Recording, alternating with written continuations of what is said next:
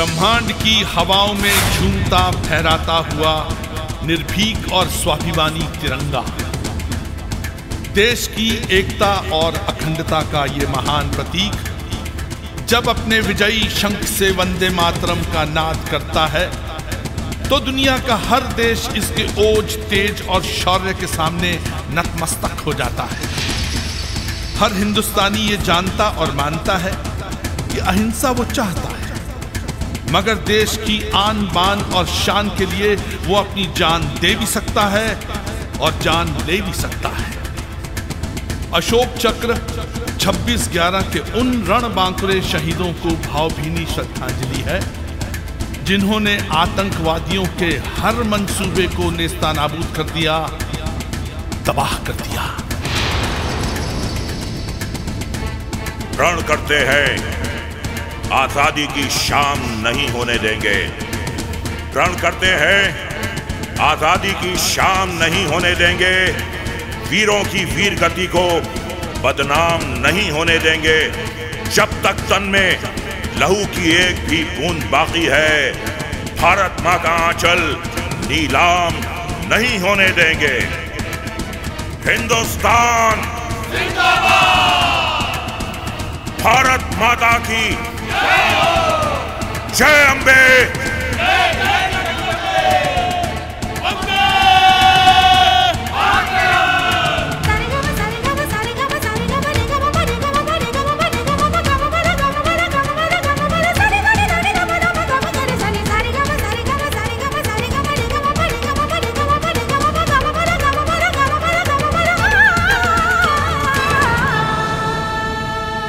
वंदे मातरम, वंदे मातरम, वंदे मातरम, वंदे मातरम, वंदे मातरम, वंदे मातरम, वंदे मातरम, वंदे मातरम, वंदे मातरम, वंदे मातरम, वंदे मातरम, वंदे मातरम, वंदे मातरम, वंदे मातरम, वंदे मातरम, वंदे मातरम, वंदे मातरम।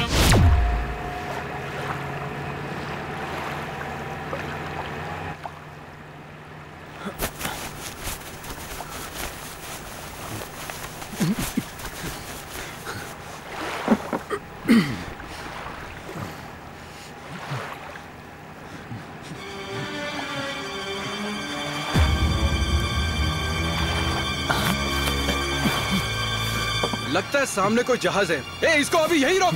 रोक रोक रोक रोक रोक से रोक! रोक!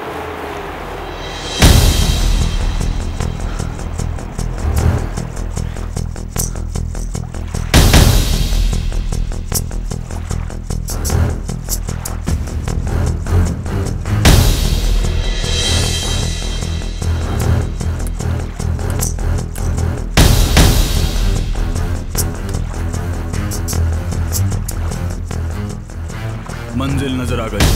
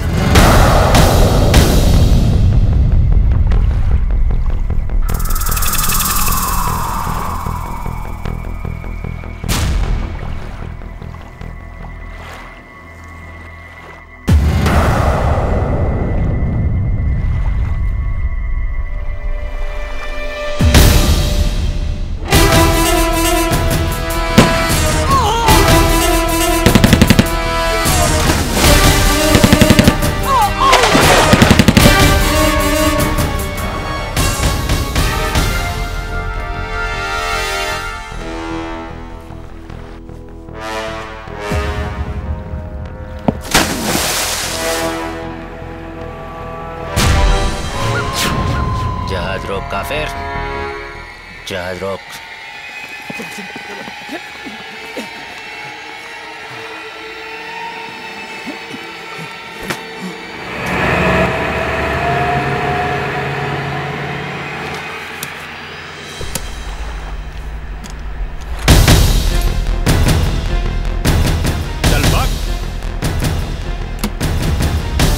बता मुंबई का रास्ता कहाँ से है? बोल।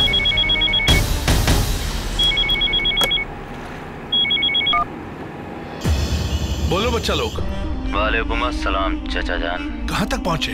पहली मंजिल पर हमने फतेह पा ली है। अब इस बोट के मालिक का क्या करें? इसका इस्तेमाल हो चुका है, फौरन से इसे दोज़ख रवाना कर दो।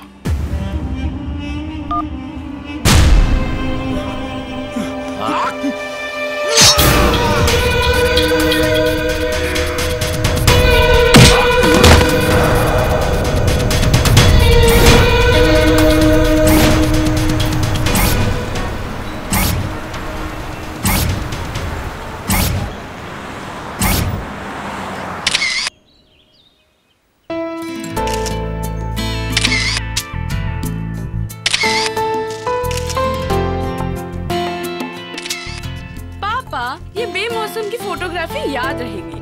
आप मम्मी की फोटोग्राफ्स खींचिए, मैं लेट हो रही हूँ मेरे कोचिंग क्लासेस के लिए। Bye bye dad, bye mom, bye. Sudha, खांदे पर सवारी करने वाली खांदे तक कभी आ गई पता नहीं चला। टाइम कैसे उड़ता है देख। काश इन जाते हुए लम्हों को मैं कैद कर पाता। बस बस, बहुत हो गई फिलोसॉफी। आग उगलने वाली आपकी गन और जुबान से अल्फाज निकलते हुए अच्छा लगता है। अगर यही काम मैं प्लानिंग से करता तो मेरी सुधा बोलती इश टाइम नहीं चलो चलो चलो, मैं मला बाथरूम मध्ये काम आहे, किचन मध्ये काम आहे, इकडे काम आहे, तिकडे काम आहे। बात में दम तो है।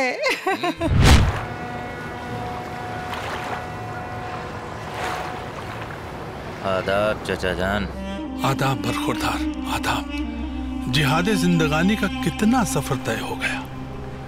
काफिरों की बोट पर हमने कब्जा कर लिया है और इंशाअल्लाह चंद ही घंटों में मंजिल हमारे करीब होगी। अल्लाह तुम्हारे साथ है, हमेशा तुम्हारे साथ रहेगा। आमीन। हौसला फतेह की बुनियाद हुआ करता है। इस दौर में जीना है तो कोहराम मचा दो। सुम्मा आमीन। बंबई की दहलीज पर दस्तक देते ही हम फिर तुमसे राब्ता कायम करेंगे। जो हुक्म चाचा जान।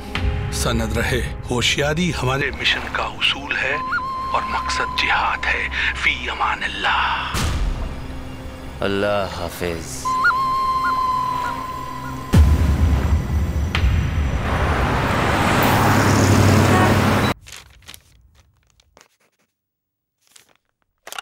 Yes yes sir. जी हाँ सर, मैंने आपकी फाइल भी पढ़ ली है। जी हाँ, और साइन करके भिजवा रहा हूं। Yes sir. जी आप चिंता मत कीजिए। Jayant sir,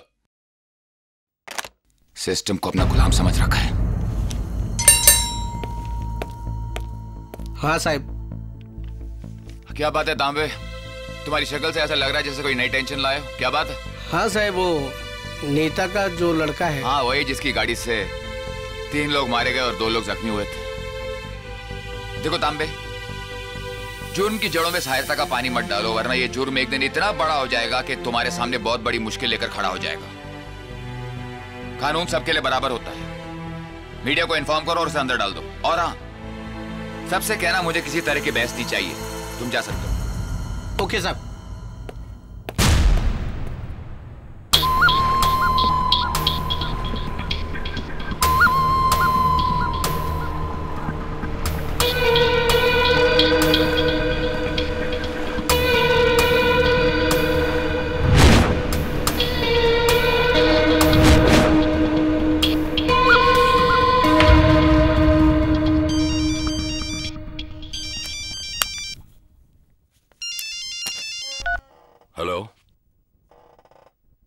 it's me.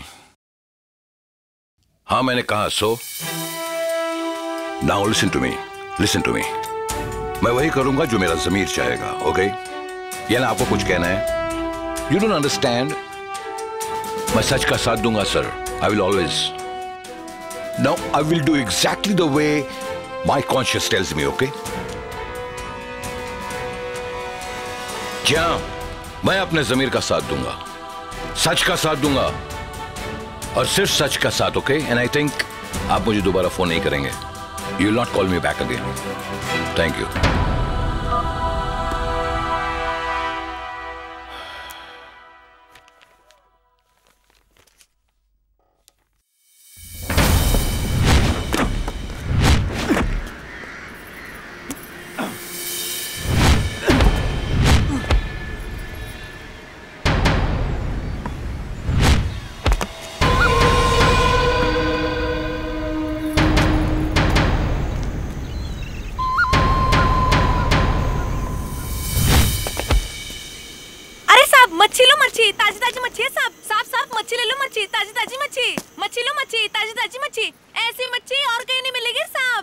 ऐसी मच्छी कहीं नहीं मिलेगी। नहीं मिलेगी साहब। अरे साहब मच्छी ले लो, मच्छी ताजी ताजी मच्छी है। पापलेट खाने से चमड़ी गोरा हो जाता है और मच्छी सेहत के लिए अच्छी होती है साहब। जिंदा मछली दिखेगी तो बीवी भी खुश हो जाएगी आपकी। ताज कहाँ है? अरे साहब टेस्ट तो सेम इंच मिलेगा ना। ताज को भी 10 इंच मछली जाती है। और CST?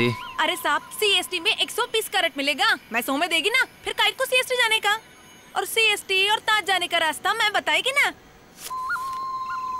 आइला 500 छुट्टा नहीं है मेरे पास। रख लो। अरे सब मछली उसे भी रख लो। आइला क्या साहब है? अरे साहब लेफ्ट जाएंगे ना तो CST जाएंगे और राइट जाएंगे तो ताज जाएंगे।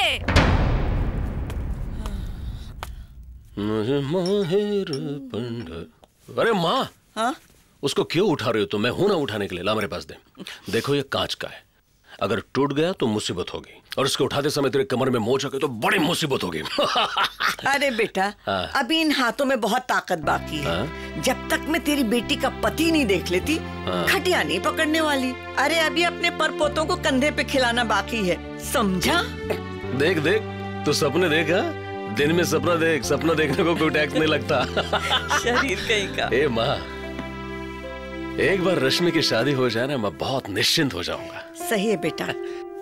ए माँ, ये घर का लुक तुम्हें कैसा लग रहा है? देख मेहमान आने वाले, इसने पूरा ऐसा टकाटक करके रखा है कि नहीं एकदम? अरे लड़के वाले घर देखने नहीं आ रहे, रश्मि को देखने आ रहे। रश्मि को देख? रश्मि की तरह? रश्मि? अच्छा रश्मि, रश्मि मैं उसको ढूंढ के निकालता हूँ। अरे भूत! अरे पगले भूत नहीं है तो भूतनी है क्या? और माँ मुझे भूत से बचाओ। अरे माँ मुझे भूतनी से बचाओ। बाबा ये क्या है? आपने मुझे भूतनी क्यों बोला? आपको मैं भूतनी लगती हूँ क्या? मारूंगी मैं आपको। लगती नहीं हो तुम भूतनी। मेरा शर्ट मत खराब करो, मुझे ड्यूटी के लिए जाना है। बाबा हे प्रभु, मैंने आज तक तुझसे कोई शिकायत नहीं की। सुख दुख जो भी मिला उसे खुशी खुशी स्वीकारा है। रश्मि की शादी है प्रभु, उसकी शादी में कोई भी मुश्किल कभी ना आए। इस घर की सुख शांति को हमेशा बनाए रखना, और अगर मुझसे कोई भी भूल हुई है तो उसे क्षमा करना प्रभु, क्षमा करना प्रभु, क्षमा करना, क्षमा करना प्रभु। माँ,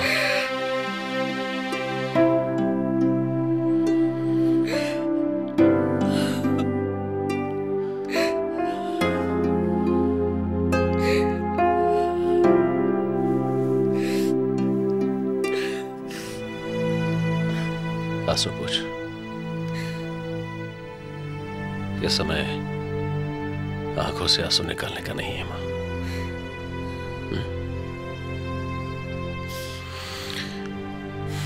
बस तुम्हारे भगवान से प्रार्थना करो, हम जो भी कुछ कर रहे हैं अच्छा हो जाए, और हम जो भी कुछ करेंगे हमसे बढ़कर करेंगे। भगवान तेरी प्रार्थना स्वीकार करे। देख बेटा, आज शाम में मेहमान आने वाले हैं, उनके आने से पहले तू आ जाना। ऐसा ना हो कि मेहमान आ जाए और मैं रोज की तरह तेरी राह तकती रहूं। जल्दी आ जाना मेरा बच्चा। माँ, पुलिस वाला जो हूं, देर तो हो जाएगी, और तुम अच्छी तरह से जानते हो कि आज मेरे जीवन का कितना महत्वपूर्ण दिन है। देख माँ, आज ना मेहमान लोग घर आने से पहले, देख वो लोग आने से पहले मैं आज घर पर पहुंचाऊंगा। मेरा बच्चा। बस बस रहने दीजिए, आप तो रोज ही यही कहते रहते हैं। आज आप समय पर घर नहीं आना, फिर देखिएगा मैं और रश्मि दोनों आपसे बात नहीं करने वाले। रियली? लेकिन आज तो मेरी जिंदगी का सबसे महत्वपूर्ण दिन है। आज वादा करता हूं मेहमान लोग आने से पहले मैं घर पहुंचूंगा। अच्छा, मेरी टोपी कहाँ है? मैं लेकर। एक मिनट, मेरी जेब में है। चलो वहां मैं आता हूँ। ओके, अच्छा, चलो बाय।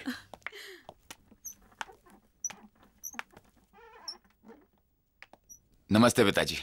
मुकेश बेटे, आ गया तू? हाँ पिताजी, अब आपकी तबीयत कैसी है? अच्छी है पिताजी, आपके लिए दवाइयां लाया हूं। अरे जिसका तेरे जैसा बेटा हो उसे दवाइयों की क्या जरूरत है? सुना मां, बातें बनाना कोई इनसे सीखे। बस दवाइयां ना खाने के बहाने। रचना दो।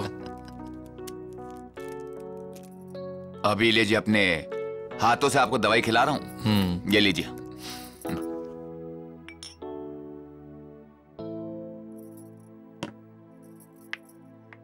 Thank you. और मां बताइए, आपके टांगों का दर्द कैसा है? वैसे मैं डॉक्टर से मिलके आ रहा हूं, उन्होंने कुछ नई दवाइयां लिखी हैं, जल्दी आ जाएंगी। और सुनिए, आप भी वक्त पर खाइएगा। खुश रहो बेटा, भगवान तुम्हें लंबी उम्र दे। डैड, आप रोज रोज सीरा खा के बोर नहीं होते? आप रोज रोज डिस्को जाके बोर नहीं होते? ये लो paratha. Oily paratha? No veg dad. Dieting वर आहे आमची बारकी। घास फूस दो इनको अगर कुछ बनाया तो।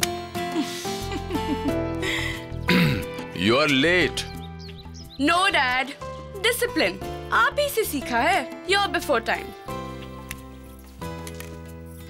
डैड, आपको मेरी बात तो याद है ना? कौन सी वाली? डैड, मेरा एडमिशन हो चुका है, वीजा फॉर्म आ चुका है, आपको बस अपना ऑटोग्राफ देना है, सिंपल। तो क्या सोचा? मुझे नहीं सोचना है डैड, आपको सोचना है। आपके पास 3 ऑप्शंस हैं, ऑस्ट्रेलिया, यूएस और यूके, और मेरी चॉइस है यूएस। गवर्नमेंट सर्वेंट हूं, छोटी सी तनख्वाह पाता हूं, पता है ना? आपके पास 3 ऑप्शंस हैं, मुंबई, कानपुर, बेंगलुरु। चूज कीजिए। डैड, आप चूज कीजिए। आपके पास 3 ऑप्शंस हैं, या तो आप खुशी खुशी साइन कीजिए, या तो गुस्से में कीजिए, या सिर्फ साइन कीजिए।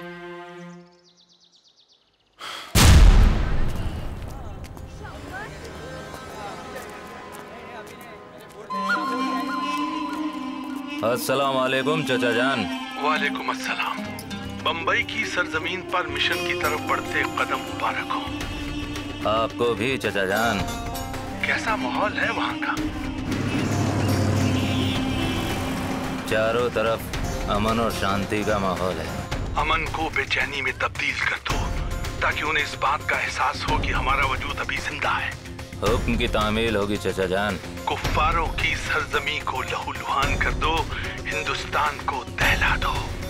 जो हुक्म चचा जान। 2-2 की टोलियों में बच जाओ, बड़ी बड़ी इमारतों और होटलों को अपना निशाना बनाओ, लोगों को कैदी बनाओ ताकि हम डिमांड्स रख सकें। चचा जान, आपका हुक्म सर आंखों पर। फी अमान अल्लाह। हमने आपको अल्लाह के हवाले किया। अल्लाह हाफिज। अल्लाह हाफिज।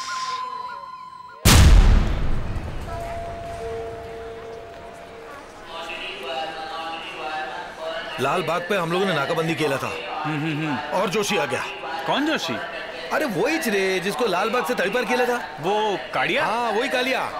काय झाला? अरे काय झाला क्या, हम लोग गाड़ी की तरफ जा रहे थे। हाँ। और उसने चौपर निकाला। भाई मंतोष। हाँ, ये कान के नीचे बजाया, छोड़ के भागा सब। क्या बात कर रहा है यार? फिर क्या, हमारी टीम पीछे पीछे। हाँ। एक मिनट। हेलो। हेलो, मैं कह रही थी। हाँ बोला। तुम अभी तक आए नहीं। साल्वी और वाहिनी आ चुके हैं। साल्वी और वाहिनी आगे क्या? वही तो मैं कह रही हूँ कि वो कब के आ चुके हैं। कहाँ हो तुम? अरे सीएसटी पे ड्यूटी कर रहा हूँ मैं। मुझे पता है सीएसटी पे क्या ड्यूटी कर रही हो। सीएसटी पे ड्यूटी करेगा ना, मजाक थोड़ी करेगा, मस्ती थोड़ी करेगा। बोला था सब्जी लाने को, मिठाई लाने को, लेकिन सब कुछ मुझे ही करना पड़ा। तुम एक काम करो, साल्वी और वाहिनी का ख्याल रखो, मैं अभी आता है। ख्याल रखना मैं जानती हूँ, पण तुम्ही केव्हा येणार? अच्छा बाबा, मी आताच येतो. हाँ हाँ. जब भी देखो इनका तो कोई भरोसा ही नहीं होता. एकता, सिंधे लेट है क्या? नहीं. हाँ, आ ही रहे होंगे, बस थोड़ा लेट हो गए ना. डोंट वरी एकता, ये पुलिस वाले ऐसे ही होते हैं. फिर भी भगवान भला करे मुंबई पुलिस वालों का, जो हर खतरे से पहले ही खबरदार रहती है. हाँ भाई, आखिर इन्हीं बातों के लिए तो मुंबई पुलिस का नाम है. अरे बाबा, ये सब तो आज के दिन छोड़ो और खाना खाओ, प्लीज प्लीज. अरे हाँ, खाना तो बहुत जायकेदार है भाभी जी, शिंदे को जरूर खिलाइएगा. खिलाऊंगी तो तब ना, जब वक्त पर घर पे आएंगे. आप चिंता मत करिए भाभी जी, हम फिर कभी उनके साथ खाना खा लेंगे. गड़बड़ है, सब गड़बड़ है. साधु संत मौला मौलवी सब क्राइम की तरफ जा रहे हैं. मेरे समझ में ये नहीं आ रहा कि धर्म के काम के लिए, धर्म के प्रचार के लिए ये सब गंदगी क्यों?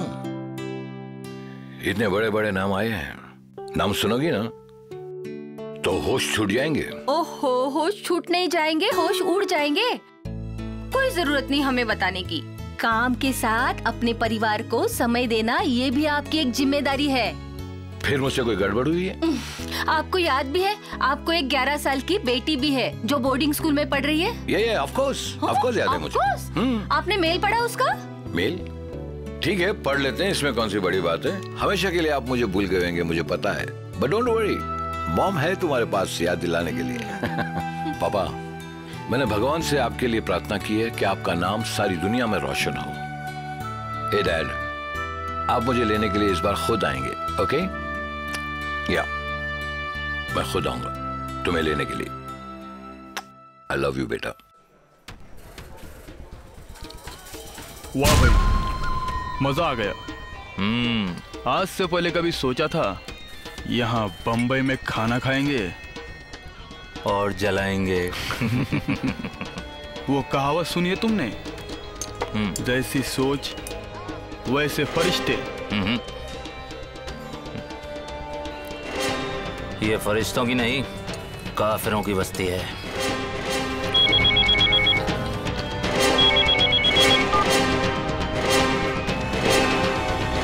अस्सलाम वालेकुम चाचा जान. वालेकुम अस्सलाम बच्चा लोग. कहाँ तक पहुँचे? इस समय हम रेस्टोरेंट में खाना खा रहे हैं. पेट भर कर खाओ, इस खाने का असर 6 घंटे तक रहेगा. वैसे भी जिहाद की भूख के सामने कोई जिस्मानी भूख मायने नहीं रखती. आमीन. ऐसे कारनामे को अंजाम दो जिसका जिक्र हमेशा ताजा रहे. इंशाअल्लाह काफिरों को नेस्तनाबूद करने की पुरजोर कोशिश रहेगी चाचा जान, आप फिक्र न करें. अल्लाह तुम्हारे जिहाद का सफर आसान करे बच्चा लोग. आमीन. हेलो. हाँ, बोला. काय? जल्दी आ जाओ. जल्दी आऊँ? हाँ, जल्दी आता हूँ मैं. कहते रहते हो, आते नहीं हो. अरे बाबा, बोला ना मैं जल्दी आता हूँ. जल्दी आ जाओ, पेपर साइन करना है. अरे ऐसी क्या जल्दी है? और ऐसे कौन सा पेपर है जो आज साइन नहीं करेगा तो नहीं चलेगा? आपको पता नहीं है, LIC का पेपर साइन करना है. अच्छा मैं आता हूँ. अरे भाई को क्या शिंदे, आज फिर अटक गए ना? लगता है तेरी बाइक को आज तेरी लेफ्ट राइट लेने वाली है. लेने वाली नहीं, ले रही थी अभी तक. क्या बात कर रहा? अच्छा ये बता रहा तेरे बेटे का क्या हुआ? यार उसी के लिए तो तेरे पास आया हूँ. अच्छा. डॉक्टर ने ऑपरेशन के लिए बोला है, खर्चा बहुत होगा. तू कुछ हेल्प कर सकता है क्या? देखता हूँ, कुछ ना कुछ कर दूंगा. फिक्र मत कर. अरे फिक्र मत कर, सब ठीक हो जाएगा. Okay, thank you. बाइको रे बाबा. हेलो सुनो. हाँ बोला. कहाँ पहुँचे? आता हूँ रे बाबा, जल्दी आता हूँ, बोला ना. हाँ ओके. अरे सुनो वो. नमस्कार सिंधे साहब. अरे नमस्कार. कैसे रे बाबा दिनेश? ठीक है साहब. छुट्टी चाली का है? चालू है साहब. हाँ. अच्छा ये बता, तेरा बहन का शादी था ना? हाँ. तुझे पैसा चाहिए था ना?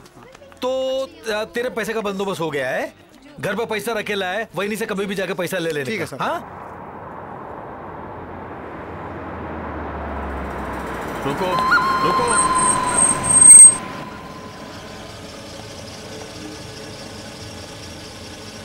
बेटी चलोगे क्या? हाँ सर, आइए बैठिए.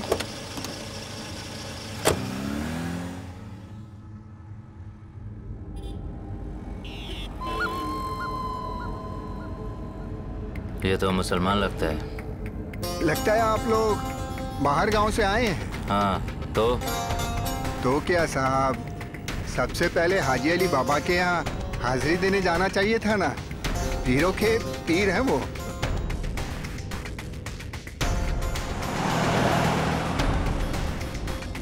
वैसे एक बात पूछूं साहब? हाँ पूछो। आपका नाम क्या है? असद, मोहम्मद अकमल कामिल असद। काफी बड़ा नाम है आपका। इरादे भी उतने ही बड़े हैं। नमाज पढ़ते हो? कहाँ साहब, सारा टाइम तो टैक्सी खा लेती है। जिंदगी की जद्दोजहद में 20 साल से सड़कें नाप रहा हूँ साहब। जानते हो मुसलमान किसे कहते हैं? जिसका ईमान हर हाल में मुकम्मल हो, जो सबका भला चाहता हो, वही सच्चा मुसलमान है साहब। इस्लाम की हिफाजत करना हर मोमिन का पहला फर्ज है, चाहे उसके लिए काफिरों का खून ही क्यों ना बहाना पड़े। लेकिन साहब, इस्लाम तो शांति और भाईचारे का मजहब है। इसमें खून खराबे के लिए जगह ही कहाँ है। और फिर अल्लाह ताला ने भी कुरान में फरमाया है कि लकुम दिनोकुम वलिया दिन, तुम तुम्हारे दिन पर चलो और उन्हें उनके दिन पर चलने दो। अगर आज तुमने इस्लाम की हिफाजत नहीं की तो कल तुम्हारी आने वाली नस्लें इस्लाम को भूलकर कोई और मजहब अख्तियार कर लेंगी। तब तुम क्या करोगे? लेकिन साहब, अल्लाह तो एक है और वो जर्रे जर्रे में है। खड़े रहो, तुम्हारे साथ सफर यहीं तक था। पर साहब, आपको तो सीएसटी जाना था, ये तो विले पार्ले है। फी अमानुल्लाह। ये लो पैसे।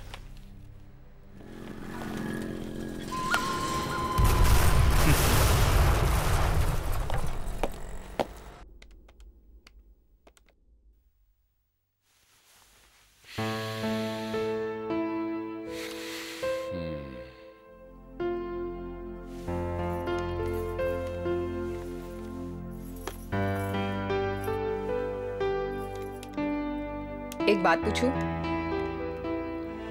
पूछ सकती है। हमारी एक ही तो बेटी है। पता है। तो आप उसके वीजा फॉर्म पर साइन क्यों नहीं कर रहे हैं? अरे वो यूएस पढ़ने के लिए जाना चाहती है, वर्ल्ड टूर के लिए थोड़ी। वर्ल्ड टूर पे जाती तो जरूर साइन कर देता। क्या? 3 ऑप्शन दिए थे मैंने उसको सुधा, याद है ना तुझे? कानपुर, मुंबई, बेंगलुरु। तूने एक बार भी पूछ के देखा कि वो क्या चाहती है? कैसी माँ है तू? सगी आयस की सौतेली? हाँ? तू क्या समझती मैं उसको प्यार नहीं करता? मेरे आंख के तारे को मुझसे अलग कर देना चाहती है। ये आप कह रहे? हाँ मैं कह रहा हूं। अरे इधर हिंदुस्तान में पड़ेगी तो मैं झटके पट मिल के आऊंगा, उधर किधर लंदन अमेरिका वीजा बनाते बैठूंगा। नहीं नहीं जमता मेरे को।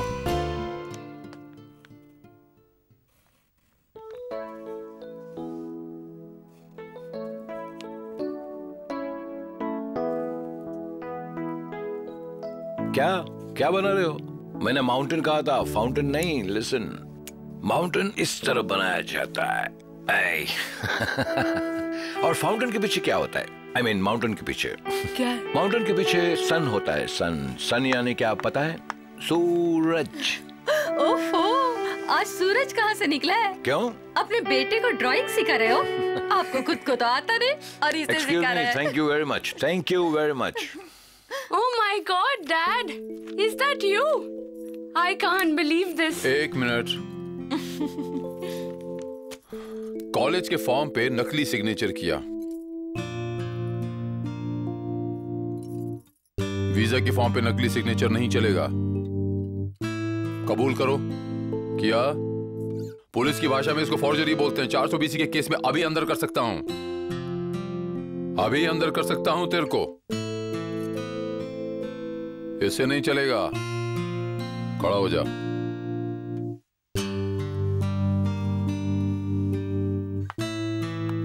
उठक बैठक करो।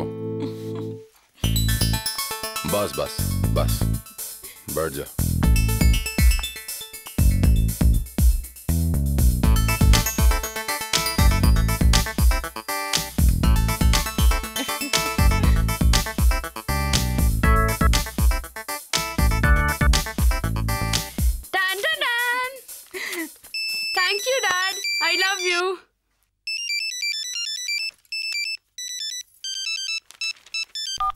सर मैं सावंत बोल रहा हूँ। हाँ बोल सावंत। सर अभी अभी विले पार्ले में एक टैक्सी में ब्लास्ट हो गया है और उस ब्लास्ट में टैक्सी का ड्राइवर भी मारा गया है। सर ये ब्लास्ट कैसे हुआ है कुछ पता नहीं चल पाया है। सुधा टीवी ऑन कर। जी हाँ, ये अब तक का सबसे बड़ा आतंकवादी हमला है। विले पार्ले टैक्सी ब्लास्ट के बाद एक 5 धमाके और हो चुके हैं। पूरा मुंबई शहर इस वक्त दहशत में है। कई और जगह से भी ब्लास्ट की खबरें आ रही हैं। इन ब्लास्ट के पीछे किसका हाथ है इस बात की अभी तक पुष्टि नहीं हो पाई है। लो पानी पी लो। हेलो सर मैं मोरे हेडक्वार्टर से बोल रहा हूँ। हाँ मोरे बोलो। सर विले पार्ले में ब्लास्ट हो गया है टैक्सी में। हाँ सर ब्लास्ट में टैक्सी ड्राइवर मारा गया। सर सीएसटी से भी गोलीबारी की खबरें आ रही हैं। लगता है शायद 2 गुटों के बीच में अभी खबर हुई है कि मुंबई के विले पार्ले में टैक्सी में जबरदस्त धमाका हुआ है। बम इतना पावरफुल था कि टैक्सी के परखच्चे उड़ गए। इस धमाके से पूरे शहर का माहौल दहशत वाला बना हुआ है।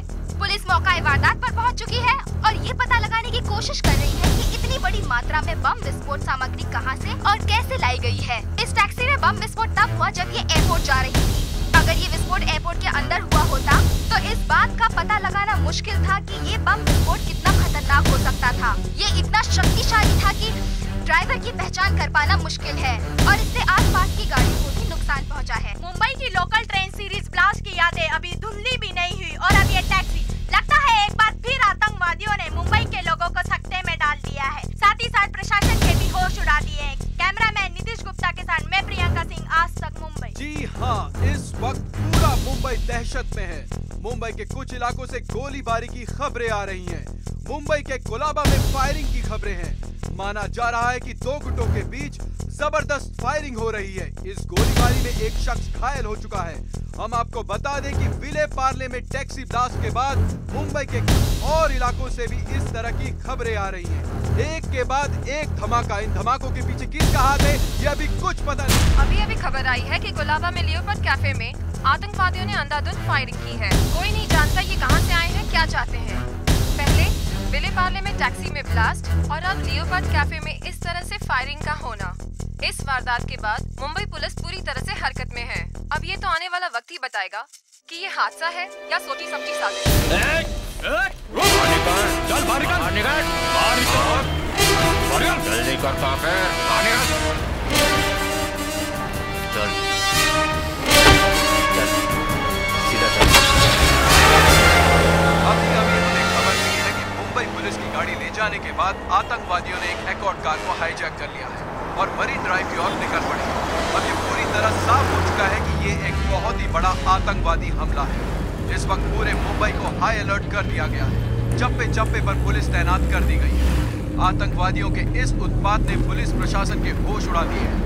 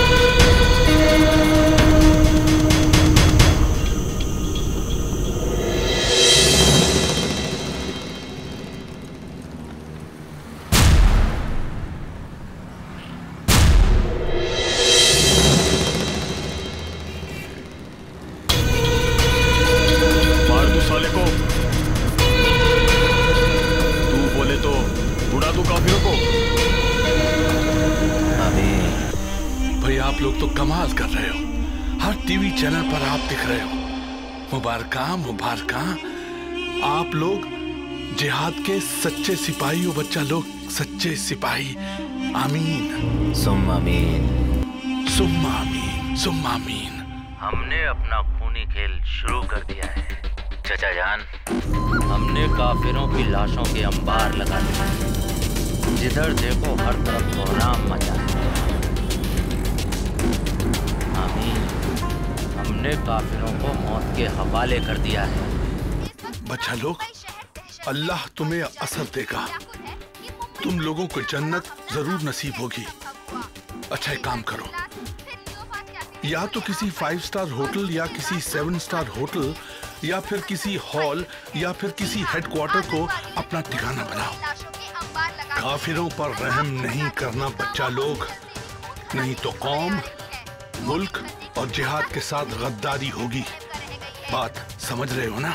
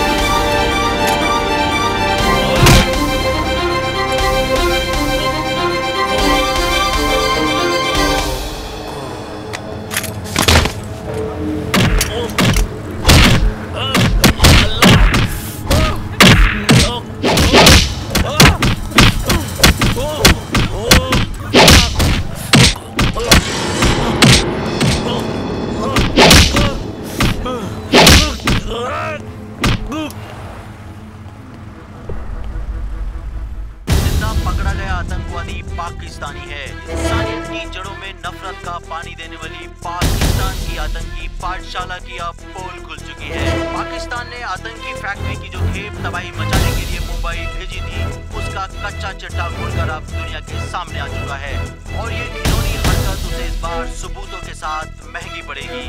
सीने पर गोलियां खाने वाले इस वीर शहीद का नाम है तुलाराम अंतुले। मुझे छोड़ के नहीं जा सकता, तू मुझे छोड़ के नहीं जा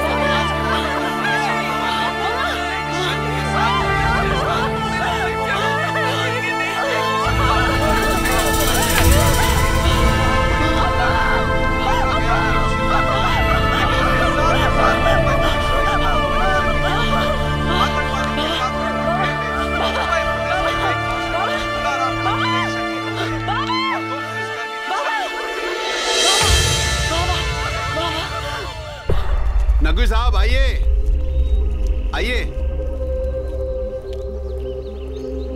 अस्सलाम वालेकुम। वालेकुम अस्सलाम। लम्हा लम्हा भारी हो रहा है, मौलाना साहब कब से आपकी राह देख रहे हैं। आइए।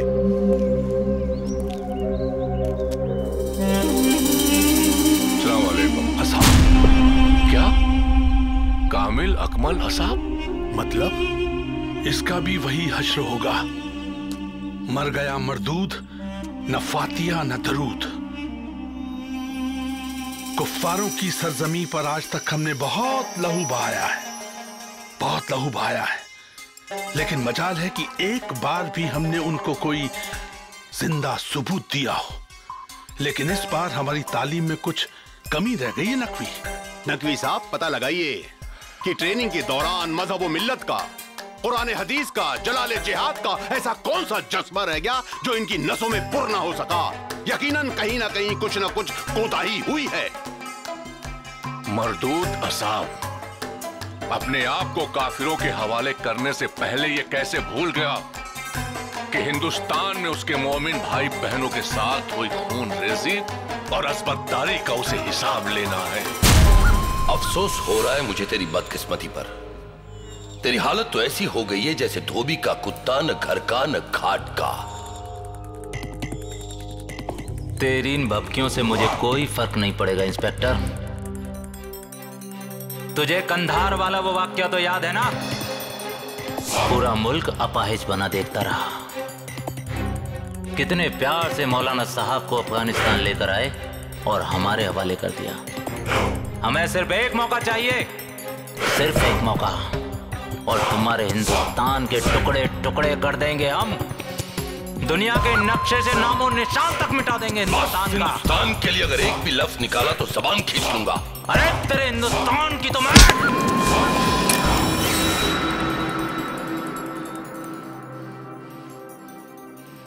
यही तो चाहता ही है। मारो मुझे, मारो तुम लोग मुझे, मैं मरना चाहता हूं काफिरों। मेरा मकसद पूरा हो चुका है। मेरे बाद अब और भी लोग आएंगे जिनका मकसद भी यही होगा। ताज में भी मैं ही हूं, यहां भी मैं हूं, और ट्रेन के बम ब्लास्ट में भी मैं हूं। मार मुझे। इसका आगाज भी हमने ही किया था। और इसके अंजाम का रास्ता भी हमें ही ढूंढना होगा, हमें ही। आप परेशान न हो, असाब को पकड़ने के बाद भी वो हमारा कुछ नहीं बिगाड़ सकते। वो उनको इतना गुमराह करेगा कि सच्चाई तक पहुंचते पहुंचते सच्चाई खुद दम तोड़ देगी। हार और जीत उनके लिए होगा, और फिर असाब के आसपास हमारे लोग भी तो होंगे। वो उसकी कितनी भी सिक्योरिटी टाइट कर दे, हमारा एक ही वार उनके सारे सिस्टम पे भारी पड़ेगा। अगर ऐसा होगा नकवी तो बहुत बेहतर होगा, वरना हमें अपनी फितरत में गिरगिट की रंगत को शामिल करना होगा। तुझा इल्ला, तुम जैसे गद्दार मुसलमानों के कारण हमारे हिंदुस्तान के मुसलमानों को शर्मिंदा होना पड़ा। तेरी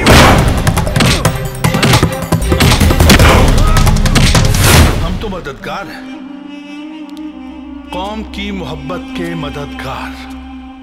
और फिर अल्लाह ने भी कहा है कि तौबा के दरवाजे कभी बंद नहीं होते। अब तौबा ना सही, दावा सही। लेकिन मौलाना साहब, दावा तो खिदमत की तंजीम है। भाई हम भी तो खिदमत करने वाले हैं।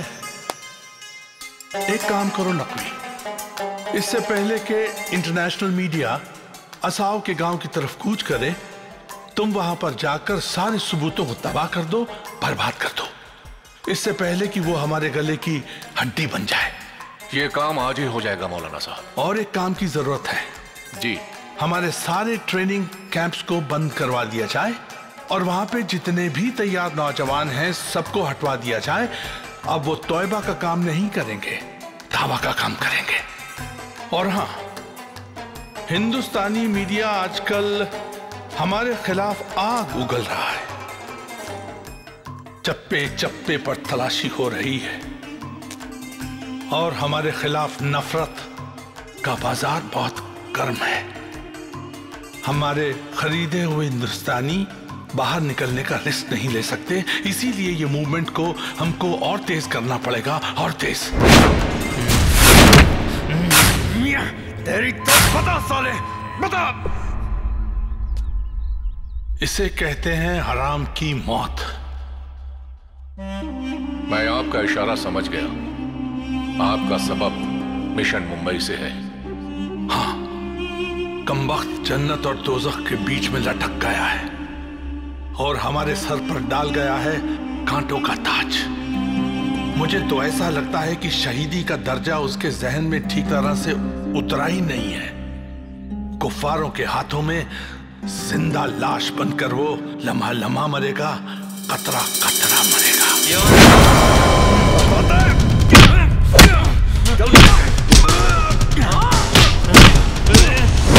अभी तो बहुत हिसाब किताब बाकी है। ये असाव कैसे भूल सकता है कि इन काफिरों ने वादी को एक तड़पती लाश बना दिया।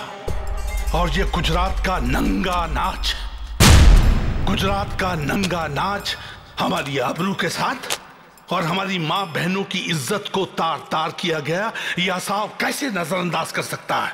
असाव को हर बात का हिसाब देना होगा। उसका ईमान कहीं कमजोर तो नहीं पड़ गया? नकवी साहब, आपने उसे 1992 के मुंबई दंगों के वीडियो नहीं दिखाए? हाजी साहब, आप तो जानते हैं कि हमारी ट्रेनिंग का वही अहम तालीम है। जज्बे को पुरजोर करने के लिए उनके जहन में नफरत का तेजाब और जहर हम वहीं से भरते हैं। माफ कीजिएगा नकवी साहब, इस बार आपके तेजाब का तड़का बदमजा हो गया। काश असाब शहीद हो जाता। अगर वो शहीद हो जाता तो तमाम सबूत और तहकीकात कागज की कोख में ही दम तोड़ देती। लेकिन मुझे खतरा है कि वो खबीस कहीं अपनी जबान न खोल दे। नामुमकिन, जान दे देगा, जुबान नहीं देगा। एक एक मुजाहिदीन को फौलाद की तरह बनाया है मैंने। हजारों की भीड़ का सीना चीरकर अपने मकसद में कामयाबी हासिल करना पहला फर्ज है उनका। और हमारी ट्रेनिंग का उसूल है जान दे देना पर जबान नहीं देना।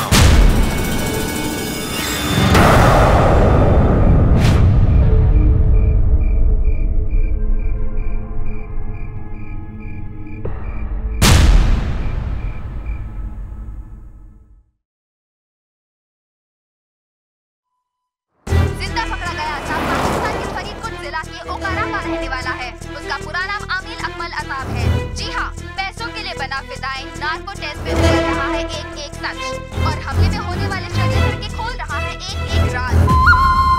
तुम्हारा नाम? मोहम्मद अकमल कामिल असाब। कहाँ के रहने वाले हो?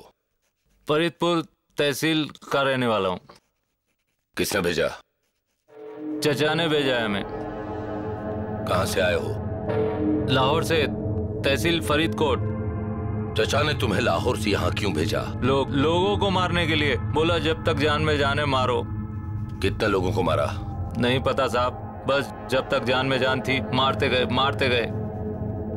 लोगों को मारने के लिए कितनी गोलियां चलाई? नहीं पता साहब, बस मारते जा रहे थे। करीबन 2-2.5 मैगजीन खत्म की होगी।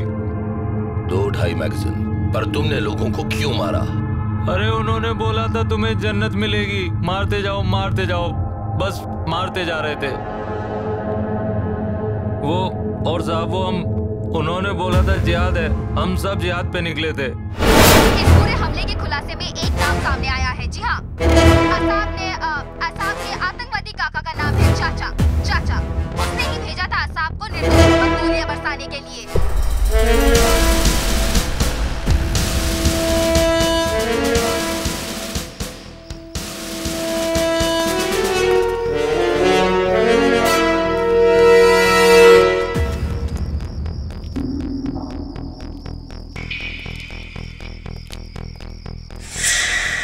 आदाब। आइए तशरीफ रखिए जनरल साहब।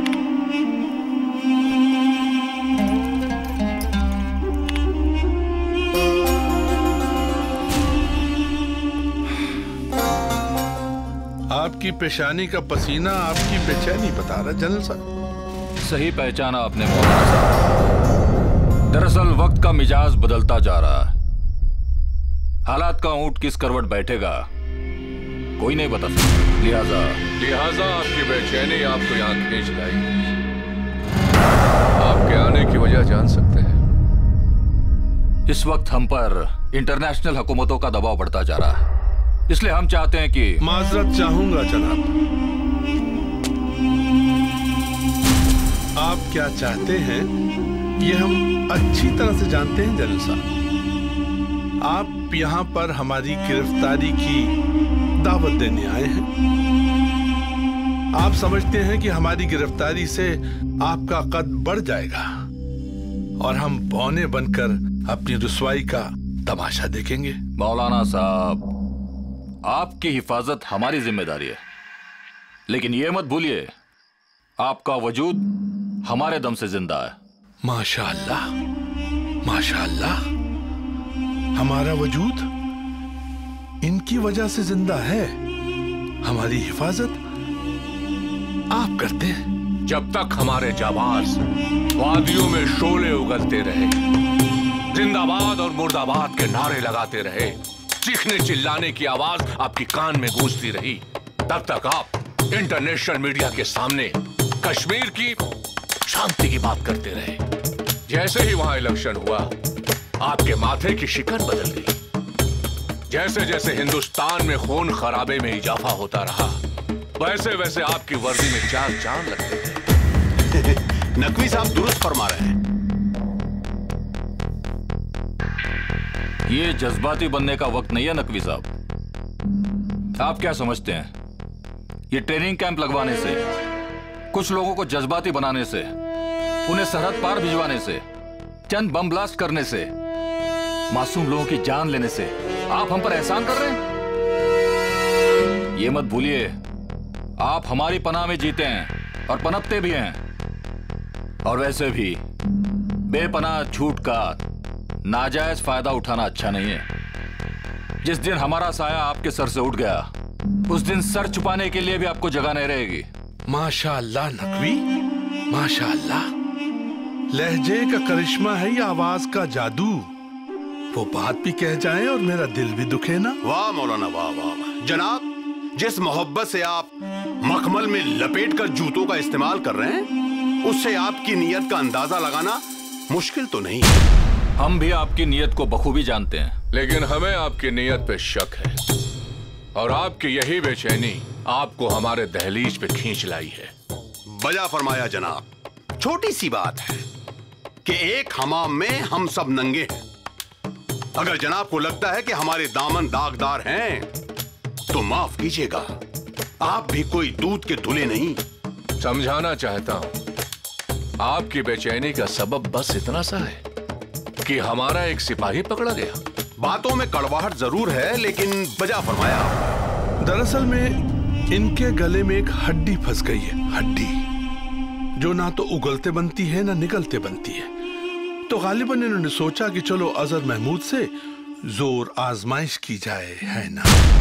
मौलाना साहब, हमें हुकूमत और आवाम दोनों को जवाब देना पड़ता है। जनरल साहब, लोग हमें यूं ही मौलाना नहीं कहते। आप हुकूमत के रहनुमा हो, उनको जवाब दे हो, लेकिन हम भी आवाम के दिलों में रहते हैं। हमारे एक इशारे से इनकलाब होता है, और अगर हम पर जरा सी भी आंच आ गई तो समझ लीजिए कि आप एक और इनकलाब को दावत दे रहे हैं। और आपकी इस वर्दी को दागदार होने से कोई नहीं बचा पाएगा जनरल साहब।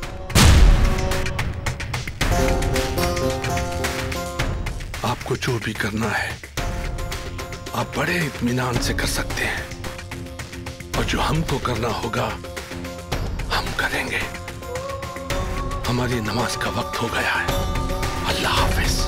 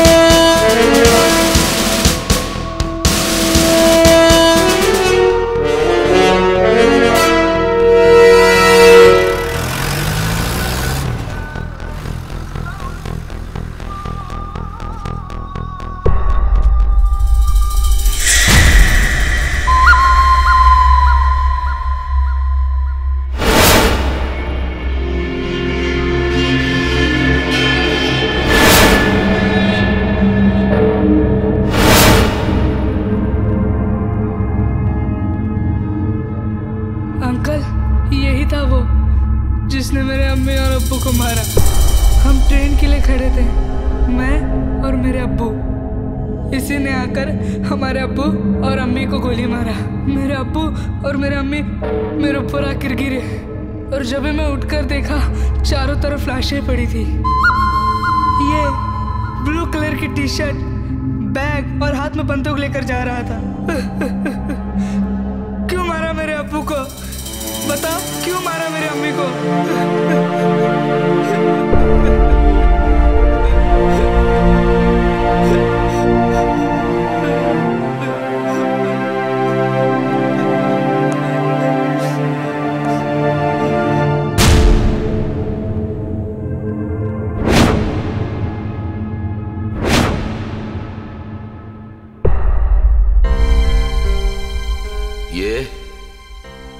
मौलाना अजहर मसूद, ये हाजी साहब, और ये नकवी, और ये किंग असाब हमारे पाले में।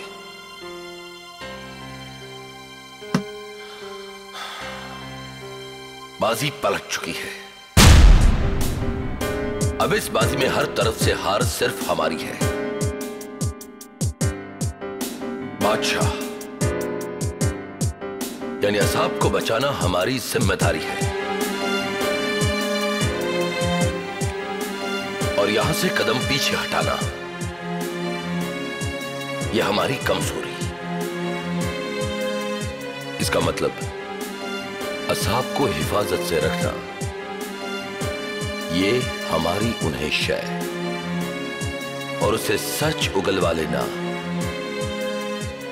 ये उनकी मात।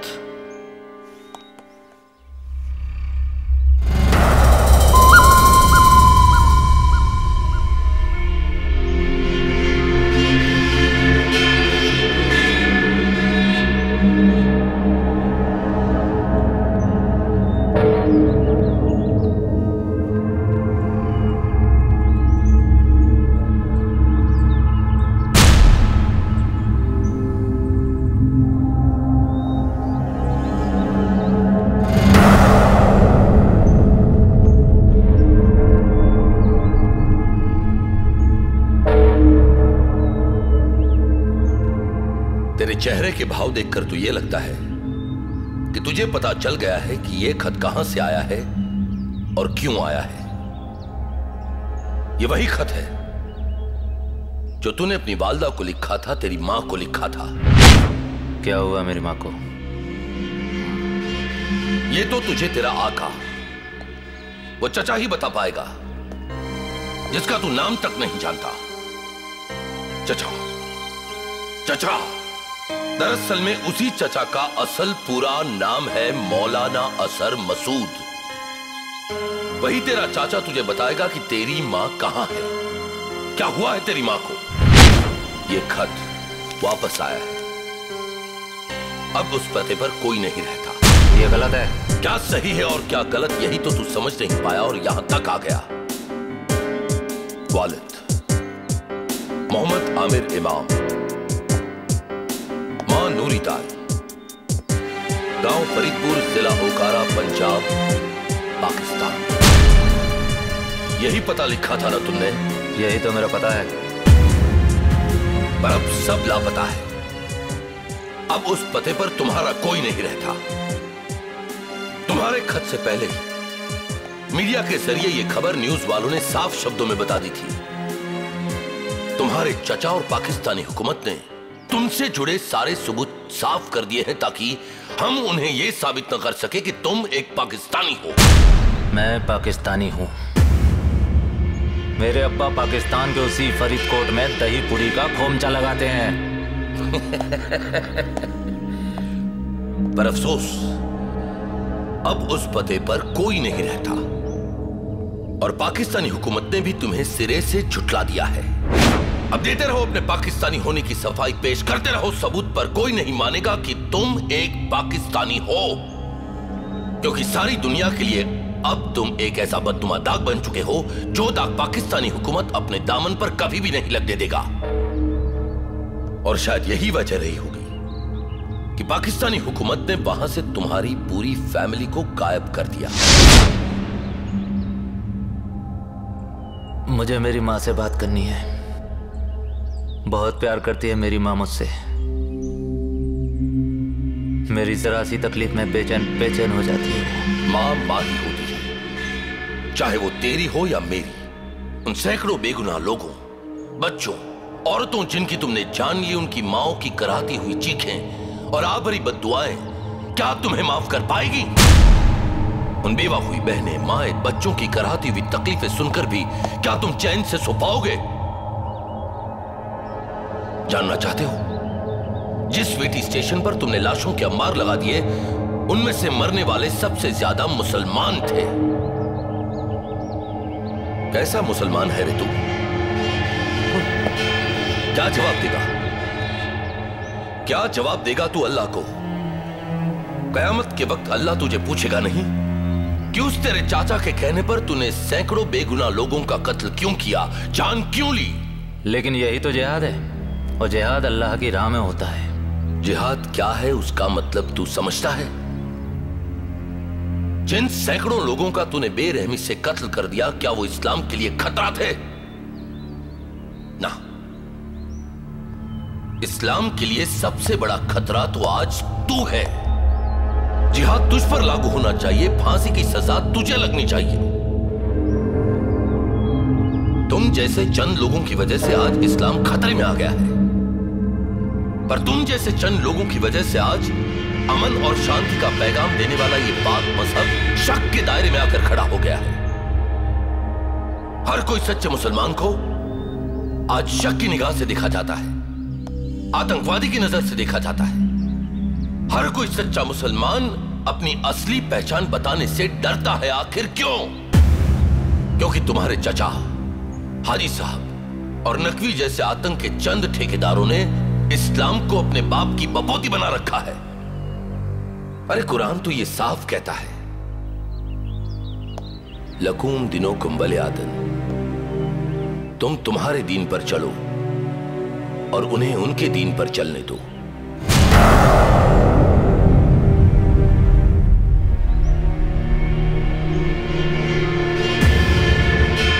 इस्लाम में खुदकुशी हराम है, और हराम मौत मरने वालों के लिए जन्नत में कोई जगह नहीं होती। तो तुम सब मानव बम कौन सी जन्नत में जाओगे? शर्म आती है मुझे तुम्हें मुसलमान कहते हुए। अरे तुमसे तो अच्छे मेरे देश के मुसलमान हैं, जिन्होंने तुम्हारे साथियों को दफन होने के लिए अपने कब्रिस्तानों में जगह देने से भी इनकार कर दिया। याद है वो टैक्सी जिसमें तुमने बम ब्लास्ट किया था? वो भी एक मुसलमान था। उसकी बेवा औरत और यतीम बच्चों को तुमने भीख मांगने पर मजबूर कर दिया। मुसलमान का मतलब होता है मुसल्लम ईमान, जिसका ईमान पूरा का पूरा हो। छठी क्लास तक पढ़कर तुम हमें सिखाओगे जिहाद और इस्लाम का मतलब? 7 वक्त की सुन्नत, फर्ज, नफिल नमाज के बारे में जानते हो तुम? कुरान की मुकम्मल तालीम हासिल की है तुमने? ना, पर मैंने कुरान पढ़ा है। शर्म आती है तुम पर। जय हिंद साहब। और ये जय हिंद मैंने उस हिंदुस्तानी को किया है जिसने मुझे जिहाद के सच्चे मतलब समझाए।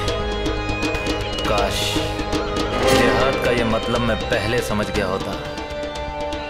अल्लाह के यहाँ तौबा का दरवाजा बंद नहीं है।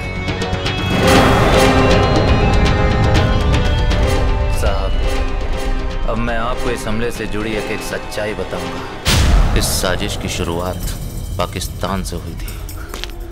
रावलपिंडी में पहली बार लश्कर से मेरा राब्ता हुआ। 25 बंदों को चुने जाने के बाद हमें 21 दिन की सख्त ट्रेनिंग के दौर से गुजरना पड़ा।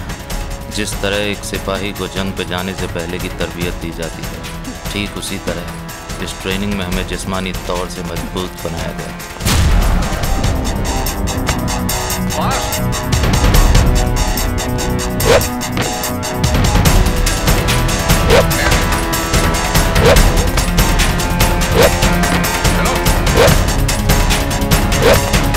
फिर दीनी, मजहबी और दिमागी तौर पे तैयार किया गया। उसके लिए हमें उस शख्स से मिलाया गया जिसे दहशत की दुनिया में चचा कहकर बुलाते हैं। अस्सलामु अलैकुम। अस्सलामु अलैकुम। वालेकुम अस्सलाम व रहमतुल्लाहि व बरकातहू।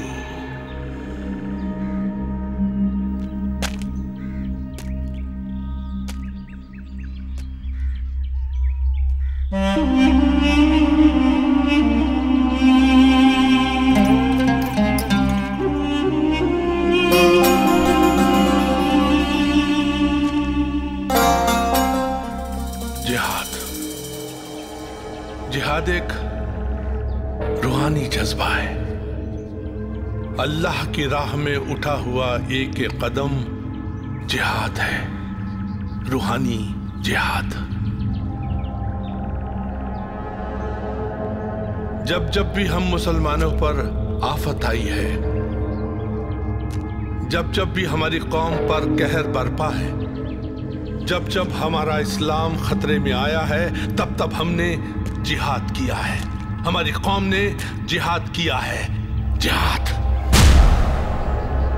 आपके कानों में जब भी जिहाद की सदा बुलंद हो तो समझ लीजिए कि कुर्बानी का वक्त आ गया है। कुर्बानी, अपने सुकून की, अपने चैन की, अपनी औलाद की, अपनी हर चीज की कुर्बानी का वक्त आ गया है। अल्लाह के नाम पर फिदाइन बनने के लिए चचा ने हमें दिमागी तौर पर तैयार किया। उनके खुतबों और असर अंदाज तकरीरों में बला का जोश होता था। दिमाग और नसों में शोले बनकर जोश उबलने लगता था। मेरी शर्म भी तू, मेरी शान भी तू, मेरा कर्ज भी तू, मेरा फर्ज भी तू। और जिसने अपने फर्ज से गद्दारी की, अल्लाह उसे कभी माफ नहीं करेगा। उसे दोज़ख मिलेगी, दोज़ख। हमें अपने जिहाद को जारी रखना होगा। काफिरों को नस्तो नाबूद करने की कस्में खिलाई जाती ताकि मारते वक्त हम किसी को रहम की भीख न दे सकें। इस्लाम का परचम फैलाना होगा। या अल्लाह,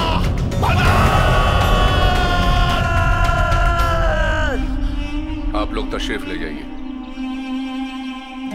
खुदा हाफिज़।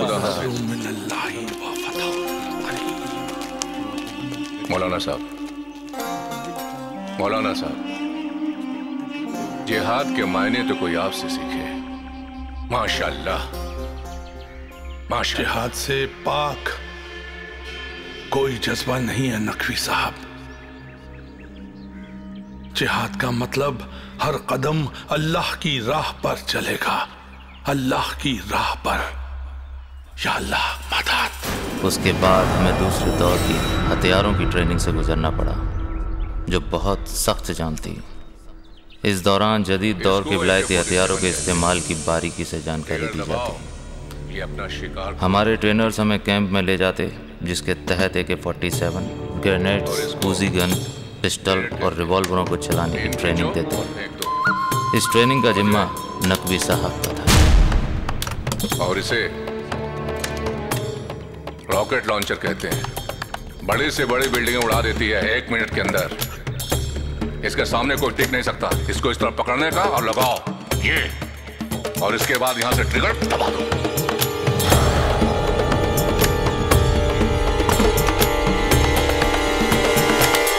एक बात याद रखना बेटा, मेरे जज्बात को कभी ठेस नहीं पहुंचना चाहिए। मेरा खून खौल उठता है जब अपने कौम पे हुए जुर्म की वीडियो देखता हूं मैं। तुम्हारी तालीम जज्बे पुरजोर होना चाहिए और तुम्हारा ईमान ताजा होना चाहिए, और जज्बा हो इस बला का कि जान दे दो पर जुबान मत देना। अपने मकसद में हर हाल में हमें कामयाबी हासिल करनी है।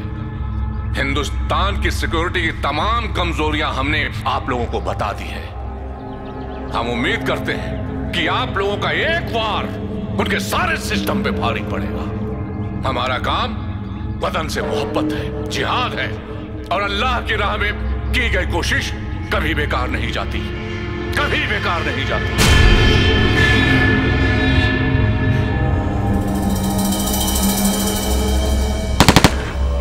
फिर हमने हथियार थाम लिए और निशानेबाजी से जिहाद जुनून की शुरुआत की।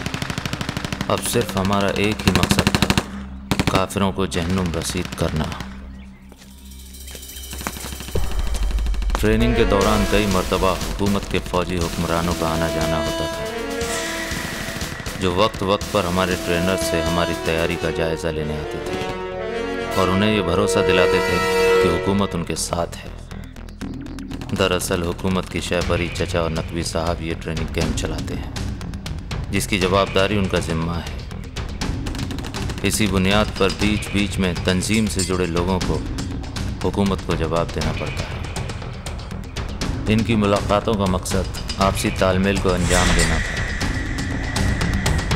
अक्सर ये लोग आपस में हिंदुस्तानी सुरक्षा एजेंसियों की खामियों और खूबियों के बारे में बात किया करते थे। ये काम आज भी सियासत की शय पर अंजाम दिया जाता है। मुझे याद है 21 नवंबर की वो रात, हम कराची के अजीज़ाबाद में थे।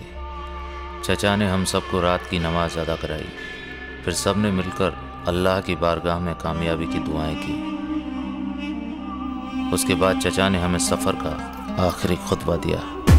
बच्चा लोग, तुम लोगों की ट्रेनिंग मुकम्मल हो चुकी है।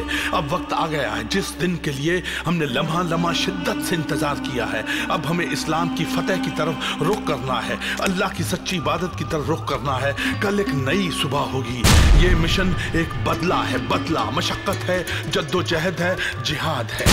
इस्लाम जिंदा होता है हर करबला के बाद। खो कर पाने का एक लंबा सिलसिला है। कुर्बानियां कभी जाया नहीं जाती। बच्चा लोग, तुम्हारे घरों पर पैसे पहुंचा दिए गए हैं। तुम्हारे माँ बाप, हमारी बहन बेटियां कौम की बेटियां हैं।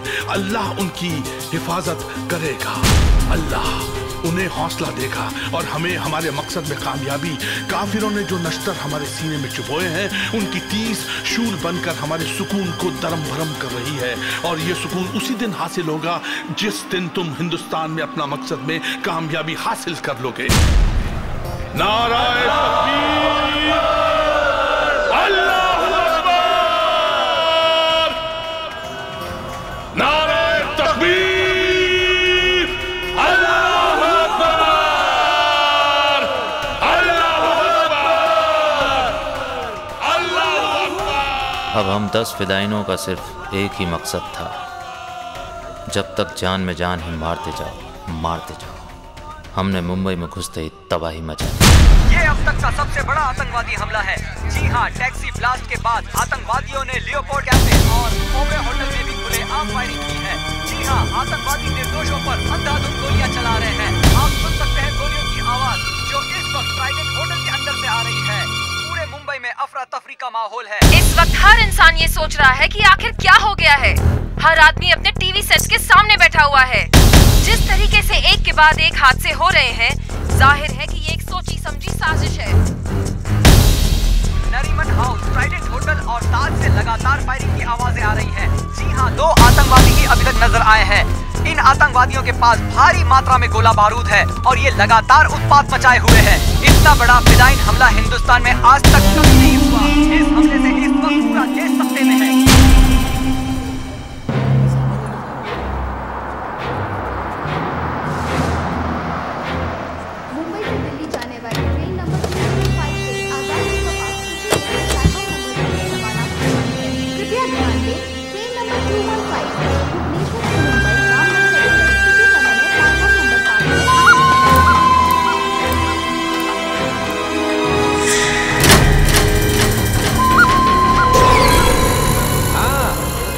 लोकल ट्रेन से आता हूँ बाबा।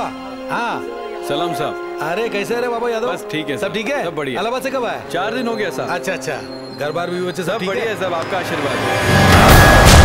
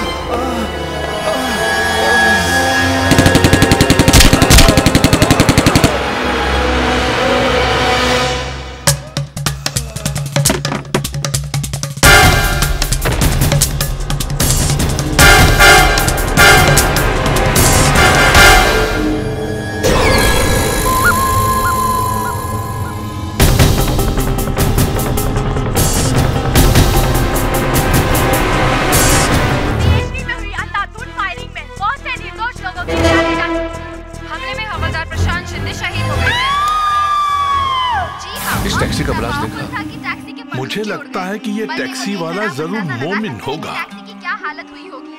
इसमें सवार भाई गेहूं के साथ घूम भी तो पिसता है। अल्लाह उसको जन्नत नसीब करे। लेकिन टैक्सी के मलबे में मिले नंबर प्लेट से ये पता चला कि हाँ बच्चा लोग, वीटी स्टेशन पर हमने लाशों के अंबार लगा दिए। वीटी स्टेशन पर लाशों का अंबार लगा दिया? सुभान अल्लाह, सुभान अल्लाह। अब हमारे लिए अगला हुक्म क्या है चचा जान? असाओ काटते जाओ, मारते जाओ, काफिरों को नेस्ता नाबूद कर दो बच्चे। ऐसा ही होगा चचा जान, आप फिक्र ना करें। अब हम आगे क्या करें? मारते जाओ, लाशों को बुझाते जाओ। एक काम करो, लोगों को जमा करके हाईजैक करो। उसके बाद हम लोग हुकूमत हिंद से अपनी डिमांड्स रखेंगे, अपनी डिमांड्स। सब्र से काम लो बच्चा लोग, सब्र से काम करने वालों के साथ में अल्लाह रहता है। बस बर्बादी करते जाओ, तबाही फैलाते जाओ। क्यों भाई, कैसे हो? बस यार टाइम पास कर रहा हूँ। लेगा क्या? नहीं तू ही खा। अरे कल ड्यूटी पे तू कहाँ था? हाँ, कल दिखा नहीं।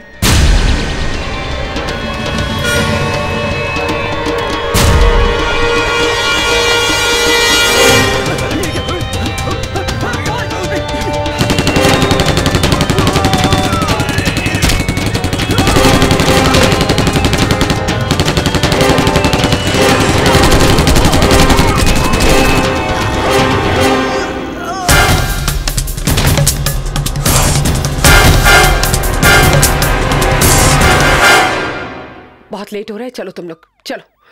पर मम्मी प्लीज आर्ग्यू मत करो, जाओ सोने प्लीज। अभी अभी खबर मिली है कि मुंबई पुलिस एसीपी सुरेश आमने, एनकाउंटर स्पेशलिस्ट विजय सरगांवकर और एटीएस चीफ सुमंत खरे घटनास्थल की तरफ रवाना हो चुके हैं। आम जनता पर हुए इस हमले से निपटना मुंबई पुलिस के लिए एक चुनौती बन चुका है। सभी सीनियर पुलिस ऑफिसर्स अपनी अपनी तरह से निपटने की तैयारी में जुट गए हैं। पूरी दुनिया में अपने पैर पसार चुके आतंकवाद ने एक बार फिर भारत की दहलीज मुंबई पर अपनी दस्तक दी है। पुलिस और प्रशासन पूरी तरह से अलर्ट हो चुका है। और लाशों के मंजर दिल दहला देने वाले हैं। लेकिन अब ये सवाल उठता है कि कोई कैसे यकीन करे कि ये काम कोई शैतान का नहीं, कोई इंसान का है। डीएसपी का भी अंधाधुंध फायरिंग में बहुत से निर्दोष लोगों की जानें जा चुकी हैं। पहला ब्लास्ट यहाँ विले पार्ले टैक्सी में होता है और फायरिंग यहाँ होती है। हाँ, आतंकवादी फायरिंग कर रहे हैं। हाँ साहब, सीएसटी स्टेशन पे। इस वक्त सीएसटी स्टेशन पर? हाँ साहब, सीएसटी स्टेशन पे 2 आतंकवादी अंधाधुंध फायरिंग कर रहे हैं। Oh my God. That means Vile Parle से CST. पॉसिबल है उनका अगला निशाना टाइम्स ऑफ इंडिया का बिल्डिंग भी हो सकता है। पुलिस हेडक्वार्टर तो पास में नहीं है, लेकिन बीएमसी ऑफिस यहाँ राइट में है। हो सकता है बीएमसी ऑफिस हो। The situation is very grave, gentlemen. हो सकता है कि ओबेरॉय होटल या एयर इंडिया की बिल्डिंग को भी टारगेट बनाया जा सकता है। No, I don't think so. Hotel नहीं, उनका नेक्स्ट डेस्टिनेशन हॉस्पिटल हो सकता है। Hospital. Hello, what's the news? What? वो लोग काम हॉस्पिटल की तरफ बढ़ रहे हैं। Let's go, come on. Okay. Come on, move, let's go. पूरा मुंबई शहर दहशत में है। लोग सकते में हैं और ये जानने को व्याकुल हैं कि मुंबई शहर पर कितना बड़ा हमला। पहले टैक्सी ब्लास्ट, फिर लियोपोर्ट कैफे, फिर सीएसटी रेलवे स्टेशन पर अंधाधुंध फायरिंग कर आतंकवादियों ने लाखों निर्दोष लोगों के लाशों के ढेर लगा दिए। आगे बढ़ो बच्चा लोग। जिस जगह पर इस वक्त आप लोग हो उसके साउथ की तरफ जाओगे तो आपको बीएमसी बिल्डिंग दिखाई देगी। उसके ठीक सामने टाइम्स ऑफ इंडिया की बिल्डिंग है। सनद रहे कि तुम्हारा आज का कारनामा कल टाइम्स ऑफ इंडिया की सुर्खी होना चाहिए। बच्चा लोग, सुर्खी होना चाहिए।